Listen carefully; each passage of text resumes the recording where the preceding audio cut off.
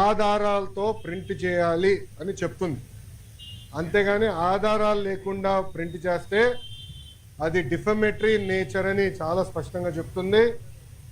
మీరు ఎట్టి పరిస్థితుల్లో రిజైండర్ ప్రింట్ చేయండి అని ఆనాటి సాక్షి కానివ్వండి, అదేవిధంగా దేశవ్యాప్తంగా ప్రింట్ అయ్యే ప్రతి వారం ప్రింట్ అయ్యే మ్యాగజైన్ ద వీక్ కూడా మనం నోటీసులు జారీ చేస్తాం జరిగింది. ద వీక్ అవుతే ఇమీడియట్గా మా దగ్గరకు ఉన్న సమాచారం కరెక్ట్ కాదు, మీరు చెప్పిందే కరెక్టు, మేము రిజైండర్ ప్రింట్ చేస్తామని వాళ్ళు చాలా స్పష్టంగా ప్రింట్ చేస్తాం జరిగింది. కానీ బ్లూ మీడియా గురించి మీకు బాగా తెలుసు. తప్పుడు వార్త పదే పదే రాసి అది నిజం చేయాలని ప్రయత్నిస్తుంది. అదే రీతిలో వాళ్ళు ముందరికెళ్తున్నారు. అందుకే నేను గత 5 సంవత్సరాలుగా న్యాయ పోరాటం నేను చేస్తున్నా. ఇది 4వ వాయిదా. ఎన్నిసార్లే నేను వస్తాను, ఎందుకంటే నిజం నా వైపు ఉంది. గతంలో కూడా మీకు చెప్పాను.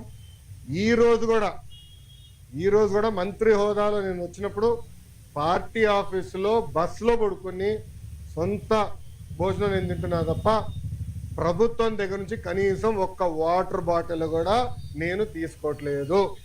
నేను ఇక్కడికి వచ్చిన వాహనం కూడా నా సొంత వాహనం, దాంట్లో డీజిల్ కూడా పోసుకుని నా సొంత నిధులతో, ఎక్కడ ప్రభుత్వం పైన ఆధారపడకూడదని మా తల్లి భువనేశ్వరి గారు నాకు చిన్నప్పుడు నేర్పించారు.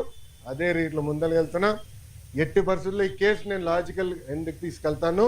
ఎన్నిసార్లు వాయిదాలు వేసినా నాకు ఇబ్బంది లేదు, ఎన్నిసార్లు రమ్మన్నా నాకు ఎలాంటి మొహమాటం లేదు. ఎందుకంటే నేను తప్పు చేయలేదు. నిజం గెలిచడానికి కొంచెం ఆలస్యమైనా నిజం గెలుస్తుందని బలంగా నమ్మే వ్యక్తిని. గతంలో కూడా నేను అది చూశాను. నాకు నేను కట్టుబడి ఉంటా.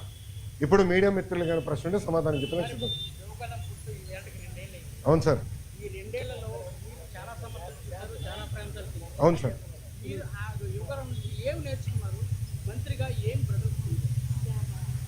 అన్న, నేను స్టాన్ఫర్డ్లో ఎంబీఏ చేశా. నేను స్టాన్ఫర్డ్ ఎంబీఏకి అప్లై చేసినప్పుడు ఒక ప్రశ్న ఉంటుంది స్టాన్ఫర్డ్లో, వై స్టాన్ఫర్డ్ ఎంబీఏ అని.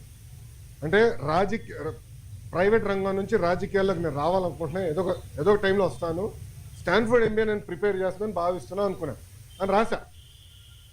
కానీ అక్కడికి వెళ్ళి చదువుకున్నారు, నాకు అర్థమైందంటే స్టాన్ఫర్డ్ ఎంబీఏ బిజినెస్కి మంచిది అని. పాదయాత్ర రాజకీయాల్లో ఒక ఎంబీఏ లాంటిది. ఎందుకంటే ప్రజలకి దగ్గర ఉంటాం, నిరంతరం ప్రజల సమస్యలు తెలుసుకునేవాడిని. సో ఇప్పుడు ఎవరన్నా నాకు అర్జీ ఇచ్చినా, నన్ను ఎవరన్నా కలిసినా, ఒక మెసేజ్ నాకు వచ్చినా, తన వెనకాల ఎంత కష్టం ఉందో నాకు ఇప్పుడు అర్థం చేసుకోగలుగుతాను. సో యువగలం పాదయాత్రలో కూడా నేను అనేక హామీలు ఇచ్చాను. ఒక్కొక్క హామీ నిలబెట్టుకుంటూ వెళ్తున్నాను. ఇచ్చిన ప్రతి హామీ నేను నిలబెట్టుకున్నాను.